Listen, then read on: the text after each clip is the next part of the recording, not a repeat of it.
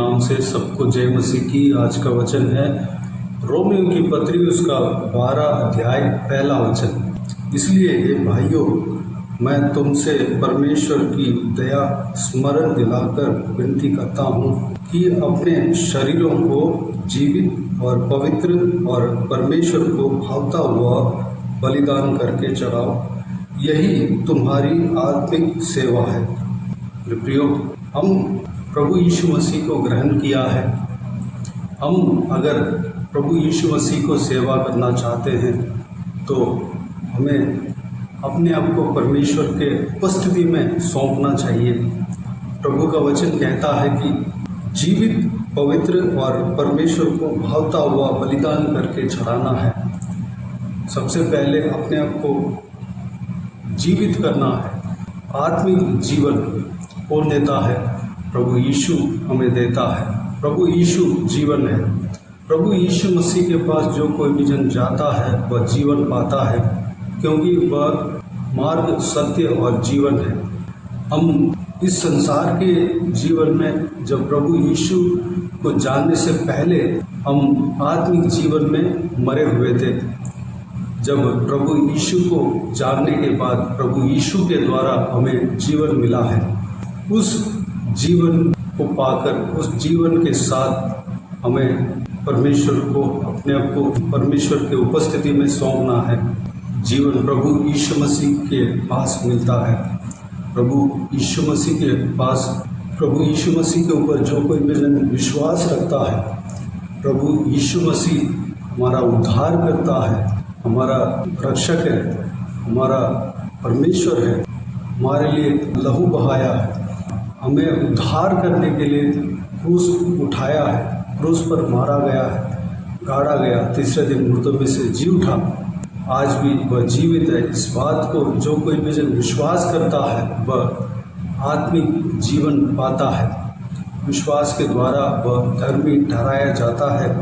उस जीवन के साथ परमेश्वर की उपस्थिति में अपने आप को सौंपना है। अगला पवित्रता के साथ सौंपना है। हम पवित्र कैसे बन सकते हैं? परमेश्वर प्रभु यीशु से विश्वास किया, हम जीवन पा लिया। हम बीते हुए दिनों में जो पाप किया है उस पाप के साथ हम परमेश्वर की उपस्थिति में हम अपने आप को सौंप नहीं सकता, क्योंकि परमेश्वर को बलिदान जो चढ़ाते थे पुराना नियम में, वह बलिदान पवित्र होना चाहिए।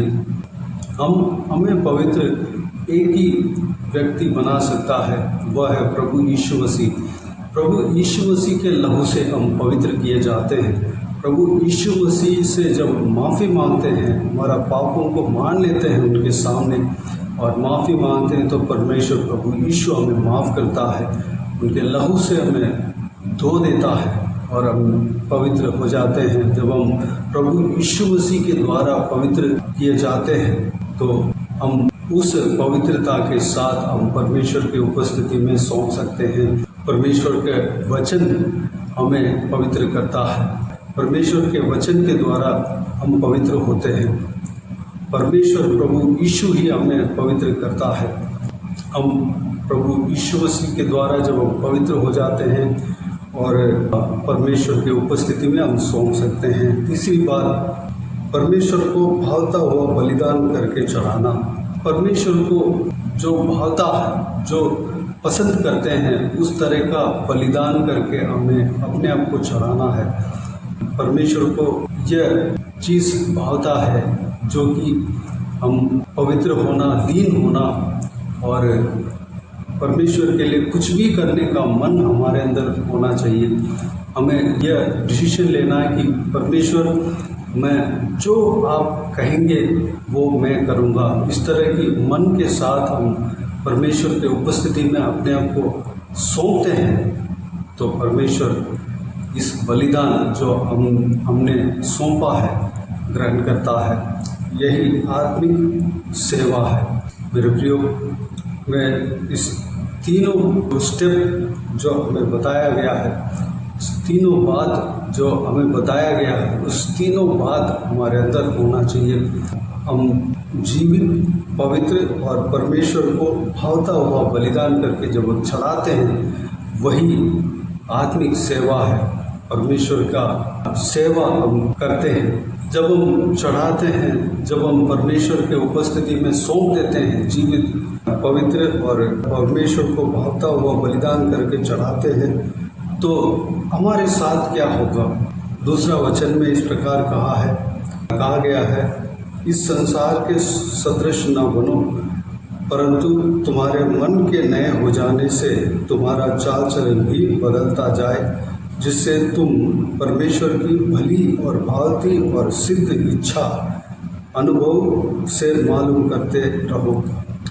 हम जब परमेश्वर को भावता हुआ बलिदान करके अपने आप को परमेश्वर के उपस्थिति में सौंपते हैं, उनके हाथों में सौंपते हैं कि परमेश्वर मैं आपका हूँ, तो आप मुझे जैसे आप चाहते हैं वैसे इस्तेमाल करो, मैं जो आप कहेंगे वह मैं करूँगा। इस तरह की मन के साथ, डिसीजन के साथ, निर्णय के साथ परमेश्वर के उपस्थिति में जब हम सौंपते हैं तो हम संसार के सदृश न बनेंगे, बल्कि परमेश्वर के स्वर्ग के सदृश बनेंगे, परमेश्वर के चेला बनेंगे, परमेश्वर के एक प्रजा बनेंगे।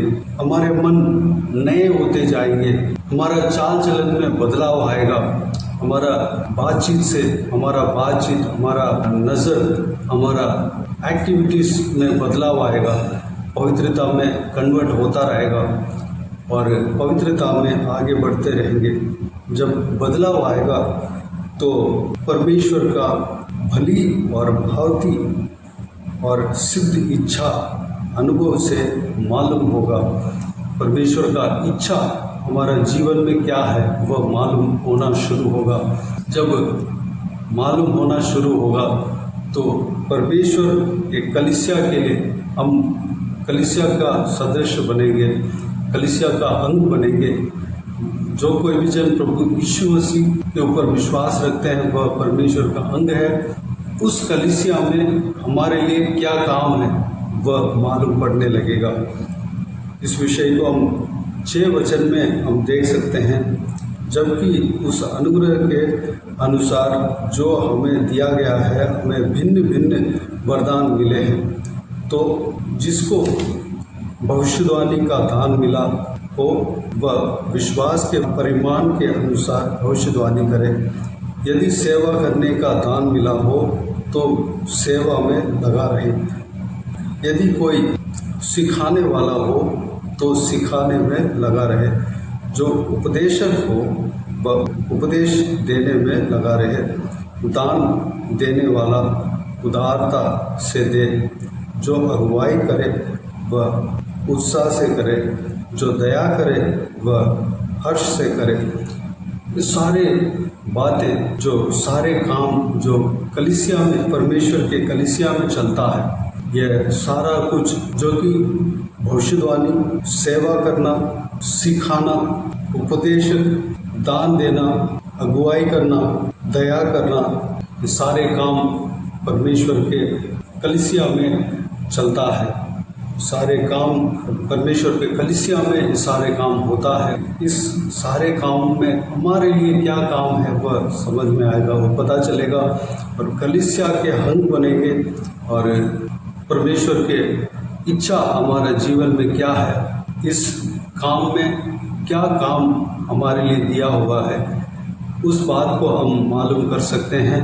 परमेश्वर हमारे आँखों को खोलेगा और इस काम को हम कर सकते हैं। परमेश्वर का हम सेवा कर सकते हैं। जो कुछ भी एक काम हमें मिल सकता है, 2 काम मिल सकता है, और जो भी काम जो परमेश्वर हमें देता है उस काम को हमें करना है। ये बात इस अध्याय से हमने मनन किया। परमेश्वर आप सबको आशीष दे।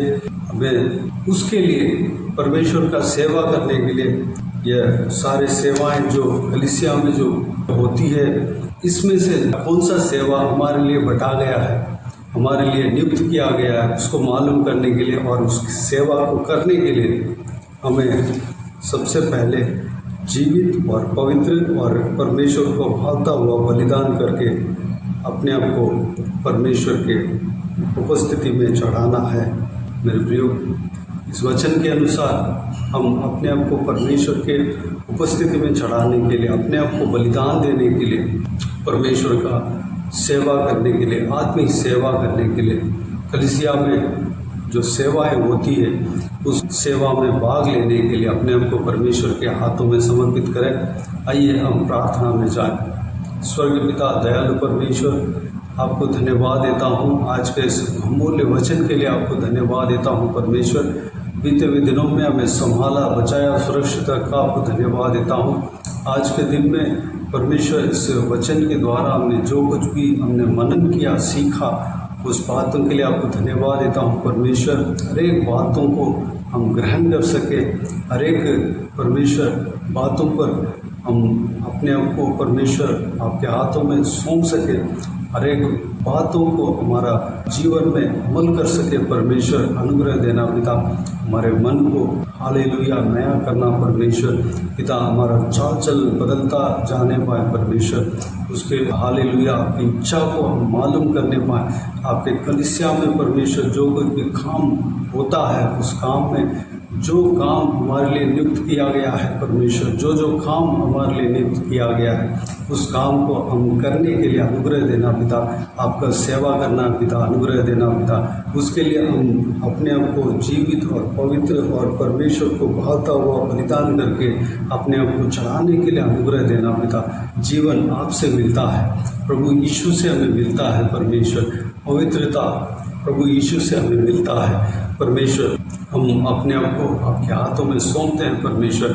हम आप जो कुछ भी कहते हैं उसको हम करने के लिए तैयार हैं परमेश्वर। हम हालेलुया तैयार करना पिता, हमारा हृदय को तैयार करना परमेश्वर।